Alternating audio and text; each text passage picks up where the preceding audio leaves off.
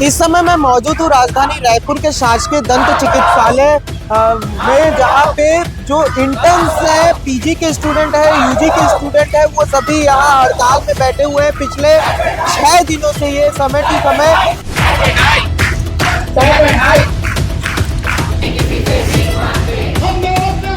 जो हमें स्टाइपेंड मिल रहा है इंटर्न्स को और पीजीज को, वो बहुत कम है।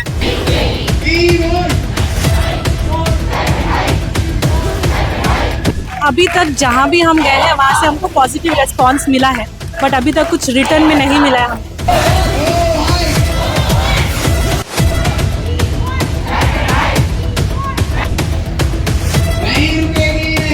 इस समय मैं मौजूद हूँ राजधानी रायपुर के शासकीय दंत चिकित्सालय में, जहाँ पे जो इंटर्न्स है, पीजी के स्टूडेंट है, यूजी के स्टूडेंट है, वो सभी यहाँ हड़ताल में बैठे हुए हैं। पिछले 6 दिनों से ये समय टू समय पिछले 6 दिनों से टाइम टू टाइम एक निश्चित समय में हड़ताल कर रहे हैं। और हड़ताल की वजह इनकी 3 मांगे हैं, जिनमें से जो सबसे बड़ी मांग है वो स्टाइपेंड हाई करने का, मतलब जो इनको पैसे मिलते हैं स्टाइपेंड के रूप में, उसको हाई करने का मांग है। और दूसरा, जो यूजी और पीजी के एक साथ गर्ल्स हॉस्टल है, उसे अलग अलग करने का। यहाँ लोग मौजूद हैं, उनसे बात करते हैं। क्या क्या मांगे हैं आपकी, प्रमुख मांगे?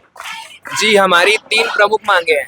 सबसे पहला तो ये है कि जो हमें स्टाइपेंड मिल रहा है इंटर्न्स को और पीजीज को, वो बहुत कम है। 2019 में बढ़ाया गया था, उसके बाद से हमारी कोई बढ़ोतरी नहीं हुई है। 2023 में MBBS, MD, MS, Ayurveda, homeopath सबका स्टाइपेंड बढ़ाया गया है, लेकिन हमारे वेतन में कोई भी वृद्धि नहीं हुई है।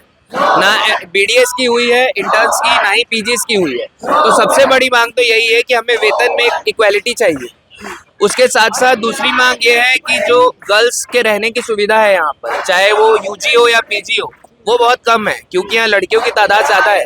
तो रूम्स में बढ़ोतरी चाहिए, पीजीज का एक अलग हॉस्टल चाहिए। साथ ही साथ जो भी करिकुलर नोटिस आता है, उसमें हमारी ये मांग है कि उसमें बीडीएस को भी एमबीबीएस के साथ शामिल किया जाए।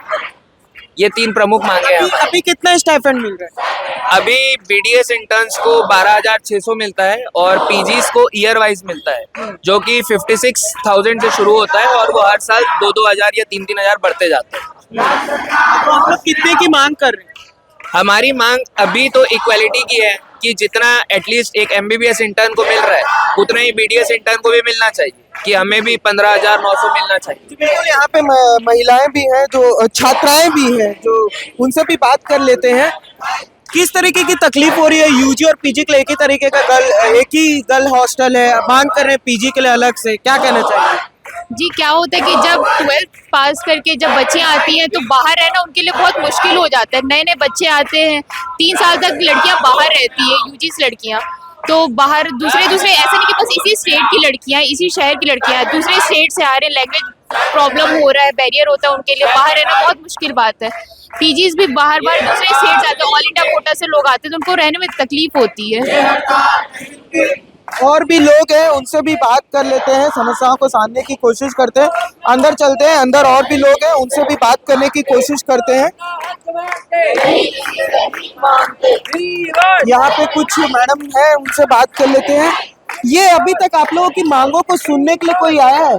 यहाँ पे कोई नहीं आया है, लेकिन हम लोग मिनिस्टर्स के पास जाने के लिए उनसे बात करने की पूरी कोशिश कर रहे हैं और हम लोग हमारा मांग लेके ही आएंगे। हम लोग ये धरना तब तक कंटिन्यू रखेंगे कि कोई हमारे बात सुनो और हमको उतना रिस्पॉन्स मिलो और हमको रिटर्न में इसका पूरी तरह का संभावना दो, तभी हम लोग अपना ये हड़ताल बंद करें।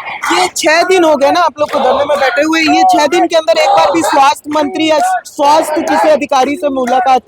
नहीं, हम लोग कल हेल्थ मिनिस्टर से बात हुआ था हमारा, हम लोग वहाँ से हमको एक पॉजिटिव रिस्पॉन्स मिला है और फिनेंस मिनिस्टर से भी एक पॉजिटिव रिस्पॉन्स मिला है। वो कैबिनेट में हमारे बात करेंगी, इस तरह का हम लोग को एक संभावना दिया है, तो हम लोग उसमें आगे भी आर लुकिंग फॉरवर्ड फॉर।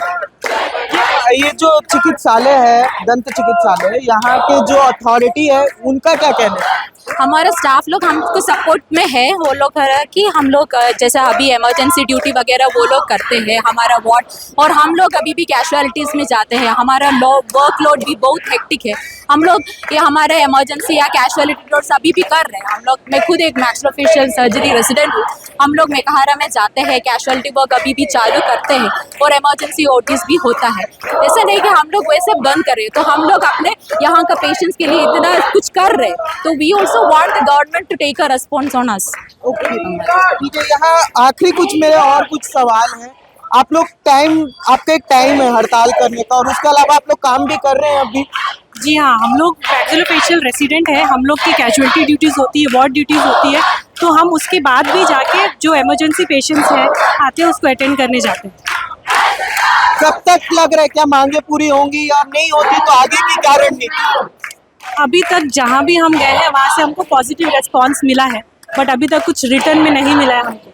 अगर जब तक नहीं मिलेगा तब तक हम अपना स्ट्राइक कंटिन्यू करेंगे। तो बिल्कुल, तो आप देख सकते हैं यहाँ पे जो यूजी पीजी के जितने भी छात्र छात्राएं हैं और जो यहाँ हड़ताल में भी बैठे हुए हैं, लेकिन इमरजेंसी पेशेंट्स जो है उनका भी ध्यान रखा जा रहा है। एक तरफ हड़ताल भी कर अपनी मांगे को लेकर बैठे भी हुए हैं, दूसरी तरफ इलाज में भी पीछे नहीं हट रहे हैं। पॉजिटिव रिस्पांस मिल रहा है इनका कहना है, लेकिन जब तक लिखित रूप से आश्वासन नहीं मिल जाता है तब तक ये हड़ताल जारी रहेगी। बाकी खबरों के लिए बने रहे हमारे साथ जनता 24/7 पर।